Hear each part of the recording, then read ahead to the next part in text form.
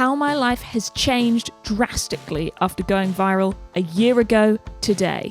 First up, I like to set the scene. Before my fateful viral journey, it was 2024.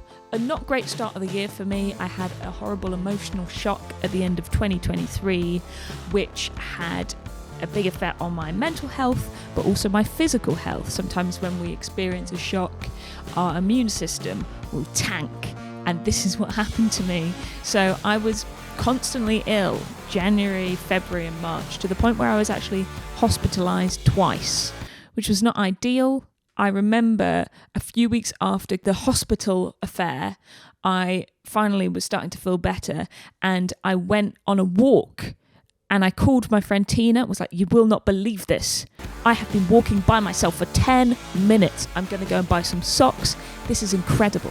Because the most I'd walked in a few weeks was 5 minutes holding onto my mum because I was getting so out of breath. This was tough, but all the way during this journey, I was still posting on social media because I'd made this promise to myself that I was going to post every day for the year 2024. And it was not going anywhere at all. My confidence was pretty low by kind of May time. I was thinking, do I want to be doing this? It's taking a big toll. Do I want to even be making music? Doesn't seem to be going anywhere. I would quite like to make some money in my life. My parents said, trust the process. You should see how the next release goes. Then on the 29th of May, 2024, I released Lingerie Model and things went absolutely mental. I actually have my diary from this time. Let me read to you from this page. Wednesday, the 29th of May, 2024. Today, I'm wired as hell because I just put out Lingerie Model and it's popping off on TikTok. I have 400 new followers and was played by Six Music this morning on Lauren Laverne, though Chris Hawkins was the one sitting in. It all feels exciting, but I know the important thing is writing incredible music, not being addicted to the adrenaline of TikTok. I went to the gym today and did abs. Good to know. This gives you some idea of, 400 followers. That was a lot of new followers to achieve in one day. It's now the 5th of June, 2024. It's a Wednesday. I think it's the 5th of May, but I'm not sure. It's June. Things have been mental for the past week. I put out Lingerie Model and now I have almost 20,000 followers on Instagram. Also, I've got over 1 million views on one video and I'm going viral. It's incredibly satisfying after all that work for people to finally be noticing. There's also the other side where I'm getting death threats and hate, but I'm learning to rise above that stuff.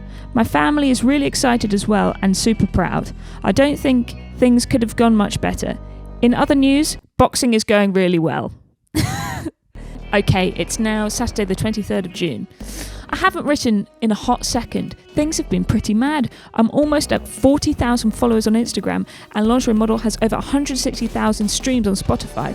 I've also sold a bunch of merch. Things feel really hectic as I'm trying to get a bunch of songs written before heading into the studio with Kieran as he's on holiday from the midpoint of July. That gives you some idea of my mindset at the time, but it was pretty insane. People whose music I like started following me on social media. People who I'd heard of were interacting with me and sharing my stuff. A whole bunch of people in different countries that I've never been to were making art inspired by my music. They were doing drag shows, performances, pole dancing. Pretty mad. Someone even got a tattoo inspired by my song. The weird thing is going from total anonymity to, let's face it, pretty anonymous still, but some people having opinions on what you're doing, that's bizarre. Random people feeling like they have the right to comment on what I'm doing, which of course they do. I'm putting stuff out into the world, but still that's strange. But after the initial few weeks of things going crazy, how has my life actually changed? Number one, music industry involvement. When things first went viral, some industry people started sniffing around. I had kind of management and labels and promoters getting in touch, wanting to have meetings. This is just a thing that happens in the music industry. People are interested in people that are suddenly blowing up and they will hop on it. It wouldn't have made sense to bring anyone new into my team at that stage because these people were just interested in a sudden fleeting popularity rather than my longevity as an artist, so they wouldn't have been the right people to work with long term. We're sold this thing in music that you make music and then these industry players will be drawn to what you're doing if you're good enough, and they will give you loads of money and you'll be set for life and you'll make an album and it will go well and you're gonna be Beyonce. Clearly I won't be Beyonce. That doesn't really happen. I've seen so many artists around me get signed and get dropped before their second album because it's so tricky to actually make that money back if a record label makes a massive investment in you. The record labels, that's their model. They're going to invest in 10 artists at once, drop 9 of them, have one of them make a second album because that works financially for them. So at this stage, I kind of stopped waiting for validation from record labels that what I was doing was good, and thought, if record labels didn't exist, how could I make this a viable career so that I could keep making music and grow, so I could pay the people around me and earn an income from it. I'm not saying I never want to work with a record label. I think I probably would like to work with the right kind of deal, but at that moment in time, it would have been a terrible investment. My own team is pretty much the same as it was before I went viral. I still have the same live agent, Rob, who I had for a few years before things popped off. I still play live with my friends from college. The only change is Kieran is stepping away from session playing, so I've got my friend Mim, who's stepped for us a lot, to play drums. Apart from that, we've got James and George. I also still have the same lawyer. I have the same person, Mel, shooting my social media, and I have the same people, Jake and Alex from Light in the Tower, making my music videos. I kind of think I am building a team around me of people that I like, that are really good, that I want to work with, that create a good working environment. The only addition to the team has been Lewis, my PR, super cat, who has made some big waves. Let's talk about press and promotion. I like to think about press in the music industry as scouts badges. You have the fire starting badge, the camping badge. I don't know, I was never in scouts. I assume there's other ones. But in the music industry, it's kind of similar. To get legitimacy, you want the NME badge, the DIY badge. It looks good to other players in the music industry if you're endorsed by certain publications. Anyway, having Lewis on board meant that we got some really great pieces in DIY, multiple pieces. They were really nice about us, and they had us play The Great Escape for them. More on that later. They had us play their 2025 January showcase for them, and they have been really good. We also got a pretty great endorsement from NME, which is exciting. I got my first appearances in Rolling Stone magazine UK and Clash. So all of that is pretty great. These Scouts badges are pretty important for getting other things, which brings us to gigs and shows. So the gigging train started with sold out headline at the George Tavern in London in September. This was an amazing thing to do with my band that had been invested for years, and to share it with them, to share it with friends and family that came, and to meet some of the people that were into the music in person that had kind of been interacting online with it was amazing. Obviously Rob was there and he got to celebrate as well. He's been in my corner for years, and we sold out our first London headline, so that was great. Then we played a lot of festivals. Edge of the Wedge in Portsmouth, Swin Festival in Cardiff, Left of the Dial in Rotterdam, our first ever international mainland Europe on the continent festival. That was amazing. Exit Music in Newcastle, Hidden Door in Edinburgh. This was followed by my first ever support tour. On the Moonchild Sinelli tour, we played Birmingham, Bristol, London and Brighton. I spent my life on trains hemorrhaging cash to Avanti West Coast. Shout out there, guys. If I could do some kind of lifetime loyalty membership, that would be amazing. And getting home at 3 a.m. Obviously, I still need to earn money, so I was teaching on my days off during this tour. Then I crashed in December. It turns out doing everything yourself on a tiny budget is not conducive to good physical and mental health, and I needed to stop for a bit. At this point, the enjoyment was diminishing, which is not good because I got into music to do something that I like. So I took a step back and I began to think, what would make this more fun? I was finding the pressure of posting constantly on social media too intense. but I still like making videos. And I thought, what about if I take the plunge and I start a YouTube channel, which, as you can see, has been incredibly successful. And I then get to make content I want to make. Eventually, this will be good because it's still building my audience, but you can actually make money out of YouTube, and it will just be fun. I get to learn about videography, I get to learn about editing. What's wrong with that? I also get to have recordings of all of these cool days that I've had with my band. What's not to like? We had our first gig in January at the Old Blue Last, where I'd been previously and it smelt strongly of salami. This was not the case this gig. We played DIY's 2025 welcome event, which was great. Packed show, really fun. What a great way to start the year. What followed was my second ever support tour. This was supporting She Drew the Gun. This time, I think my parents, aware of the whole burnout situation, stepped in beautifully, and because they're both freelancers / lovely people, they were able to help me. My mum did a week on tour with me. My dad did like 3 days on tour with me. They drove, they looked after the merch, sold the merch, they would shoot stuff during the set, and they were just amazing. So big shout out to my mum and dad. We like mums and dads. I also had a conversation with someone during this tour where they said looking after yourself is not a luxury. It shouldn't be the luxury item that gets disposed of as soon as you get busy. So you should prioritise the things that make you feel great. I'm strange. The things that make me feel good are going to the gym, eating well, having time by myself, ideally not being in hotel rooms but being in house environments. So I began prioritising this on tour. Also, we had loads of amazing friends that put us up around the country. Shout out Rachel and Paddy. Shout out Dave and Sarah. It's amazing how fun being on tour can be if you're not being a maniac about it. Admittedly, I was a slight maniac because we had 3 days off. One of them was in Newcastle. I planned a music video, went for a walk, and went to the gym for hours on that day off, which was what I needed to do. Then we had 2 days off in London during those 2 weeks. For one of them, I taught, did my day job, need to earn money. For the second one of them, I shot a music video. This was not very restful, but the work needed to get done. It was really fun.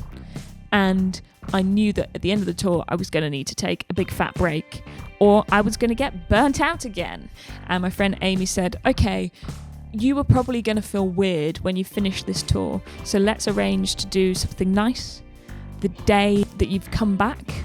So we went out for a nice pizza in the evening, and I've just made sure that I was going to be busy with friends and exercise so that I could be occupied, not doing nothing, but still restful. For the She Drew the Gun tour, we played Hebden Bridge, Glasgow, Galashiels, Newcastle, Leeds, Manchester, London, Brighton, Bristol, Bedford, Birmingham, and Liverpool. These were really fun shows. I had an amazing time on this tour. Everyone working on it was really great. In March, I was back in Bristol for Ritual Union Festival. We also shot 2 music videos. Then in May, we had a pretty busy time. Sound City in Liverpool. Focus Wales in Wrexham. Are You Listening in Reading. The Great Escape in Brighton. Get Together in Sheffield. Now, one of the lovely things that's come out of this year is I actually love touring now. The thing I like most about it is being in a car with my friends, chatting nonsense. Also, obviously, I like playing the shows. That's really fun. Finances. Now, obviously, going on tour makes you loads of money, obviously. It doesn't actually at the moment. I probably break even because we sell merch and I've got to pay other people and pay for travel, pay overnights, that kind of stuff. At the moment, we're getting offers in that could conceivably make money, so hopefully that continues. But what about the money that I've made from other income sources? Lingerie Model, I released independently. I'm the only writer on it, I'm the only producer on it, so I get 100% of the songwriting royalties. My band played on it, so they get some of the playing royalties, I get some of the playing royalties. So how much money have I made from all of these royalties this year on that track? About $2,500. That's how much you make from 750,000 streams on one song if you're making all of the royalties. I actually made more money selling Lingerie Model t-shirts than I did from streams relating to Lingerie Model. 3,750 on Lingerie Model t-shirts in the last year. What have I done with that money? Well, gambled it. back into my project. I've used it to pay people. So obviously making music videos, gigging, people need to be paid. Admittedly, everyone's doing things at very reasonable rates. Travel, fuel, having a PR costs money. Photo shoots, all of that stuff costs money. So the money that I've made has gone directly back into the project. And if you think about any startup or business, they normally lose tens of thousands of pounds before they start making money. So to be kind of breaking even on things at this stage is really positive. Job. This takes us to my job. Now, obviously, I was able to give up my day job now that I am a viral superstar. Unfortunately not. Well, unfortunately or fortunately, I still have the same job that I did a year ago. I teach guitar production and music theory privately to students. It's a great way of making money quickly for a good fee per hour, and it's flexible, so if I need to go on tour, then I can do, and people are understanding of that. I also found that during the time where things were viral and hectic, I really liked going and teaching other people for a few hours every day, and it being about them, it not being about me and my ego and people's opinion of my music, and it instead being an opportunity for me to help someone else learn a skill or gain confidence. I don't know if I'm always going to teach, I might not have time to at some point, but at the moment it's really fun. I like it. Personal life.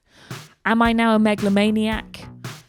I always probably have been a little bit, but no more than before. Have I gone off the rails? No, I can't afford to. I think people used to have the luxury in music that they could kind of go to pieces and live hedonistically. Obviously, that's not going to happen now. We're working so many jobs that if I went on a bender, things aren't going to happen. I don't think I'm an egomaniac now. I still have pretty much exactly the same friends. I still enjoy most of the same things. I value my relationships with people I know in real life more than with random people who I don't know that comment on things that I put on the internet. I'm judging myself from my own values rather than other people's. So I think I'm largely the same person. However, I am trying to be a pop star, so undoubtedly there is some kind of ego involved. Probably I wasn't given quite enough attention as a child. I am the middle child, so maybe that's why I'm so emotionally needy for adoration and claps. However, I would say having some minuscule success has given me more confidence. I remember I had a conversation with my friend Calavel, who was giving me some advice about my career as a songwriter for other people and producer for other people. And in the end she said, why are you doing this if you want to focus on your solo project? And I thought, yeah, why am I doing this? She said, lean into your solo project. Stop dividing your attention. And I realised that I'd been doing quite a lot of songwriting and producing for other people for free and not getting any guarantees or money from it. And I thought, why am I doing that? If I can work for free for myself. It gave me the confidence to really focus in, even though it kind of looks cool to be doing loads of sessions with people. That's not what I want from music at the moment. Obviously, I would do paid sessions. Having some legitimacy has built my confidence in that area. Finally, future plans. I haven't been posting relentlessly on social media recently because I've actually been focusing on making music, doing YouTube channel, having a nice life. But I have been writing and producing extensively. Obviously, I've been making music videos. It doesn't take a genius to work out that there will be an EP at some point in the future. There will be singles. There will be more music. That's what I've been working on. And I'm really excited to share all of that stuff with you. Obviously, I'm going to become a social media nut when I'm in the promotion cycle. And I've got lots of exciting shows that I can't talk about coming up. But that's it, really. I've also come to the realization that I'm hitting the ceiling of what I can achieve independently, just from a time management point of view and an expertise point of view. So I'm more open to bringing on other team members in the future. But for now, I'm just keeping on trucking and, yeah, enjoying my life a year on from going viral. If you have any further questions on the subject, please feel free to drop them in my comments. I would love to hear from you. have you ever gone viral? Was it for a good or a bad thing? Always interesting. And catch you soon. Bye.